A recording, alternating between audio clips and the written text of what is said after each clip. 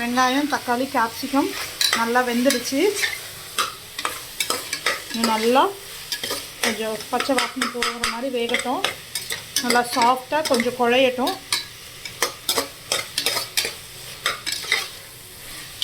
இப்போ நம்ம மசாலா எதுவுமே சேர்க்கல, உப்பு மட்டும்தான் ஆட் பண்ணியிருக்கோம்.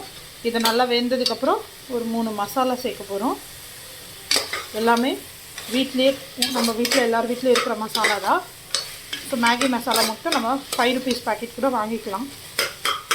மேகி மசாலா வேண்டாம், ரொம்ப ஹெல்த்தியாக சாப்பிட்ணும் அப்படின்னா மேகி மசாலா அவாய்ட் பண்ணிக்கோங்க. ஸோ பாஸ்தாவில் நம்ம வீட் பாஸ்தா வாங்கிக்கோங்க, மைதா அவாய்ட் பண்ணிக்கோங்க. ஸோ இப்போ நீங்கள் என்னடா தண்ணியாக இருக்குதுன்னு பார்க்கலாம்.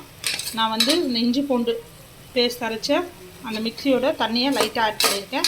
இது ஏன் ஆட் பண்ணுறேன் அப்படின்னா, ஸோ நம்ம மசாலாஸ் ஆட் பண்ணும்போது ட்ரையாக கலக்கும் போது கொஞ்சம் கசப்பு வந்துடும். அதனால் கொஞ்சம் தண்ணி ஆட் பண்ணி மிக்ஸ் பண்ணிவிட்டு நல்லா பச்சை வாசனை போனதுக்கப்புறம் நம்ம பாஸ்தாவை ஆட் பண்ண போகிறோம்.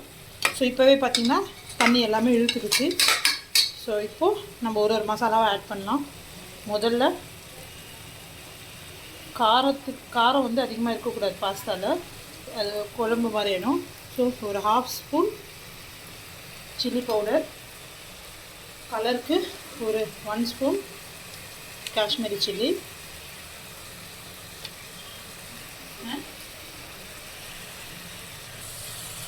அண்ட் ஒரு பாக்கெட் மேகி மசாலா. இப்போ பார்த்திங்கன்னா ரொம்ப கலர்ஃபுல்லாக இருக்குது. ஸோ இதில் வந்து ஆக்சுவலி இப்போ பெரியவங்கள்லாம் வந்து பாஸ்தா நூடுல்ஸ் அவாய்ட் பிடிக்காதவங்களுக்கு, ஸோ அந்த மாதிரி அவங்க கூட இதை சாப்பிடுவாங்க.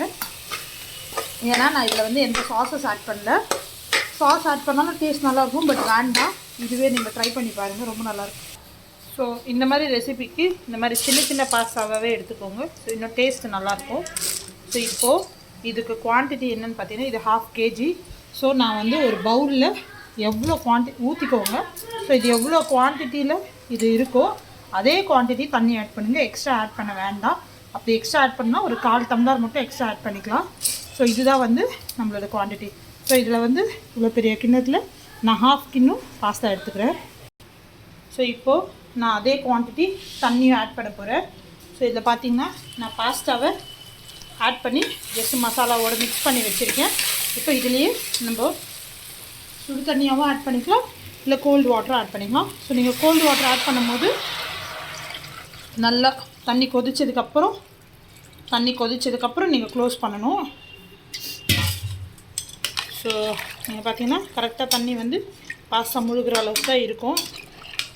ஸோ இப்போது தண்ணி ஆட் பண்ணதுக்கப்புறம் நீங்கள் சால்ட்டு அட்ஜஸ்ட் பண்ணி போட்டுக்கலாம், சால்ட்டு கம்மியாக இருந்தால். ஸோ ஃபஸ்ட்டு பாஸ்தா நல்லா கிளறி விட்டுருங்க.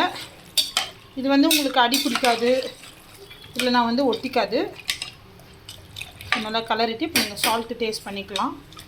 ஓகே, ஆல்ரெடி இந்த மசாலாஸே ரொம்ப டேஸ்ட் பர்ஃபெக்டாக இருக்குது. நான் வேணும் அப்படின்னு பெப்பர் ஒரு 1/2 ஸ்பூன் ஆட் பண்ணிக்கிறேன், வேணும்னா ஆட் பண்ணிக்கோங்க. ஸோ இப்போ நல்லா கொதிச்சிட்ருக்கு. நம்ம இப்போ குக்கர் மூட போகிறோம். மூடுறதுக்கு முன்னாடி கொஞ்சமாக கொத்தமல்லி ஆட் பண்ணிக்கலாம்.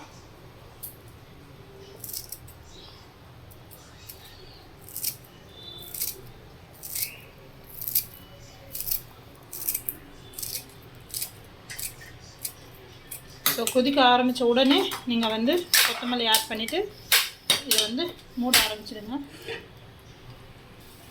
ஸோ நான் இப்போ குக்கர் போட்டு மூடிட்டேன். சிம்மில் வச்சுடுங்க. சிம்மில் வச்சுட்டு 3 விசில் வரட்டும். ஸோ ஃபஸ்ட்டு ஒரு விசில் வந்து மீடியமில் வச்சுக்கோங்க. ஃபஸ்ட்டு விசில் வந்ததுக்கப்புறம் கொஞ்சம் சிம்மில் வச்சுட்டு அடுத்த 2 விசில் வரட்டும்.